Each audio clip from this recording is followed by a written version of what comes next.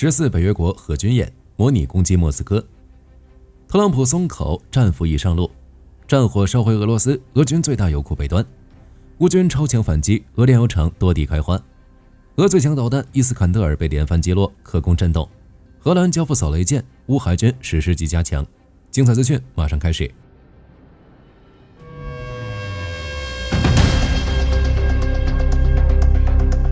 事实证明，俄罗斯不但不会放弃侵略乌克兰的想法，甚至还将野心扩大到了北约国家。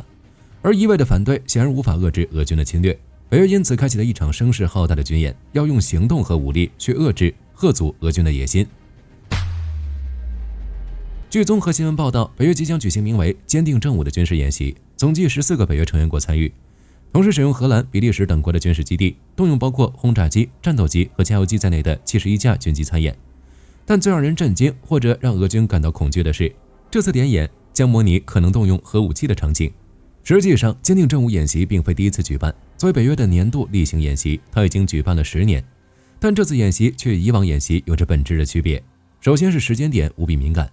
之前的演习是例行举办，这次北约却多了些主动的意味。特别是俄军对北约东翼国家领空屡次挑衅后，无力抵抗俄军侵略早已成为北约国家的共识。其次，北约开始在演习中启动核武器，一方面有提升欧洲威慑能力的考虑，另一方面恐怕是对俄军多次侵扰的回击。近年来，北约在加强欧洲的核能力上有过不少举措。如据英国防务杂志的报道，英国曾向美国引入了一批 B61 12型热核重力炸弹，部署在拉肯西斯皇家空军基地。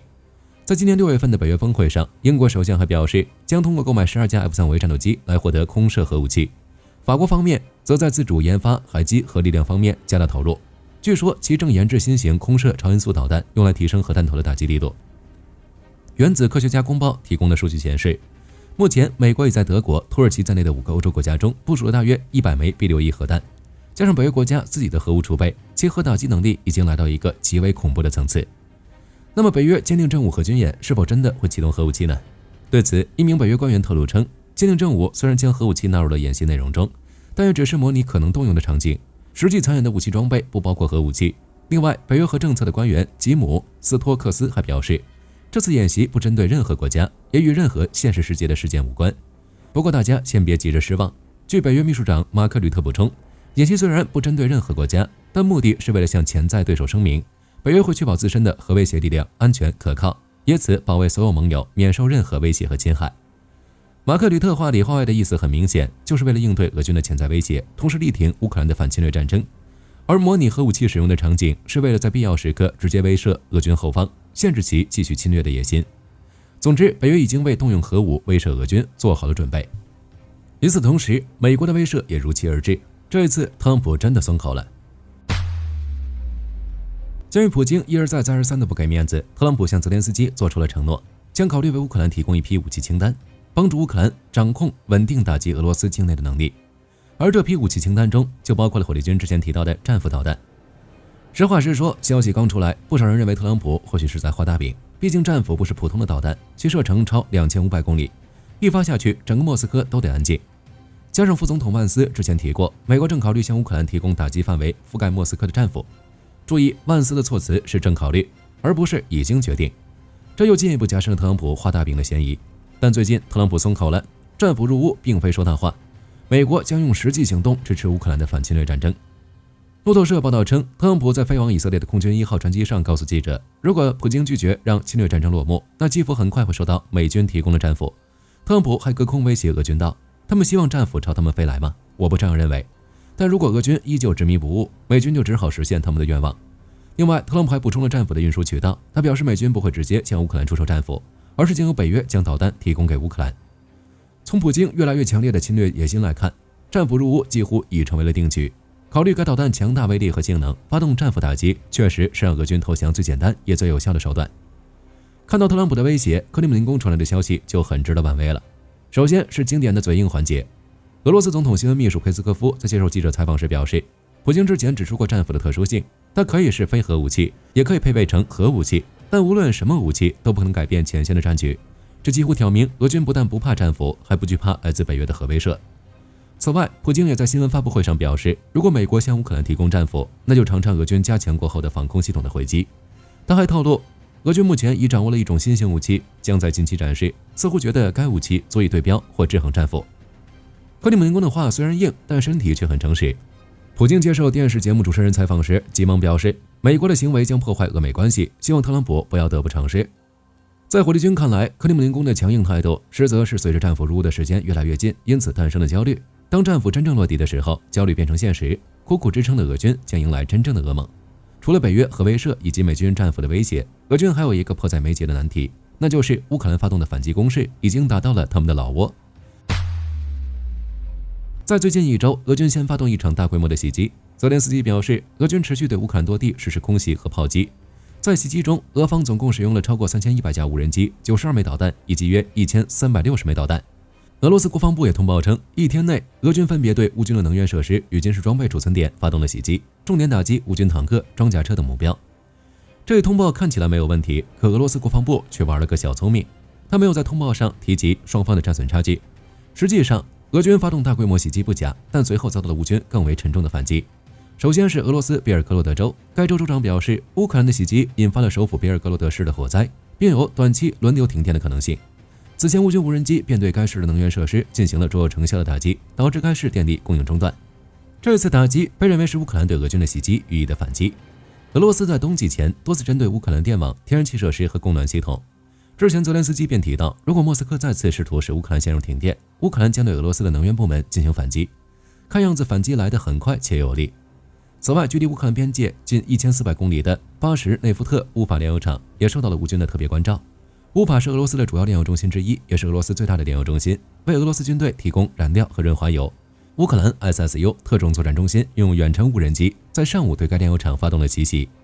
从现场视频看，袭击发生后，炼油厂上空冒出了一柱黑烟，现场传来剧烈的爆炸声，恐怕该设施需要很长一段时间才能恢复正常运转。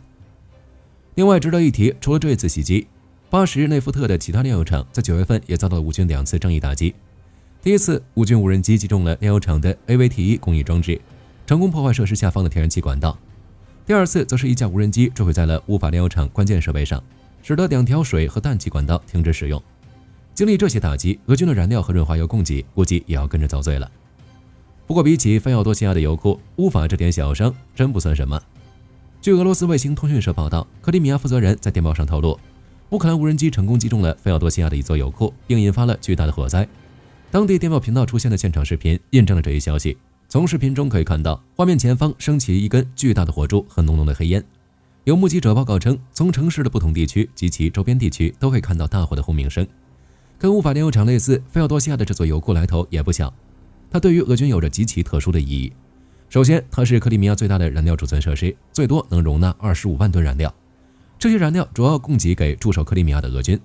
但更重要的是，它还是一个多功能转运综合体，能实现铁路、海路和公路运输之间的燃料转换，是俄军在克里米亚及周边战场的重要后勤节点。如今，重要节点几乎被移过端，俄军的后勤压力近乎呈指数上升。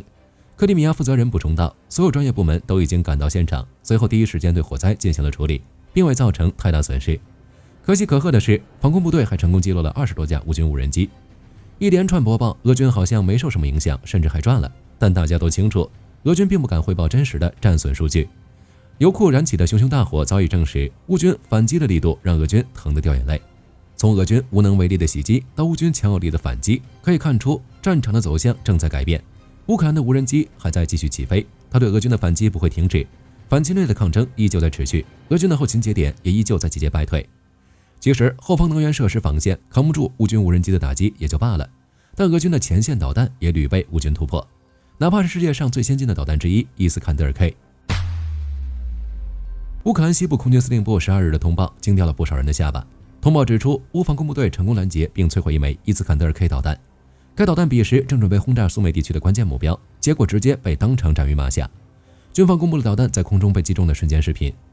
作为俄军导弹中的王牌，伊斯坎德尔 K 的打击范围超500公里，采用低空飞行，拦截难度极大。莫斯科经常使用此类导弹袭击乌克兰城市和关键基础设施。从视频中可以看出，这次拦截行动的主角并非是大家想象中的爱国者导弹，而是苏联时代的山毛榉 M1 反导系统完成。这套反导系统属于苏联时代的产物，早在20世纪80年代便开始投入研发。最大射程为45公里，飞行高度在10米至2公里之间，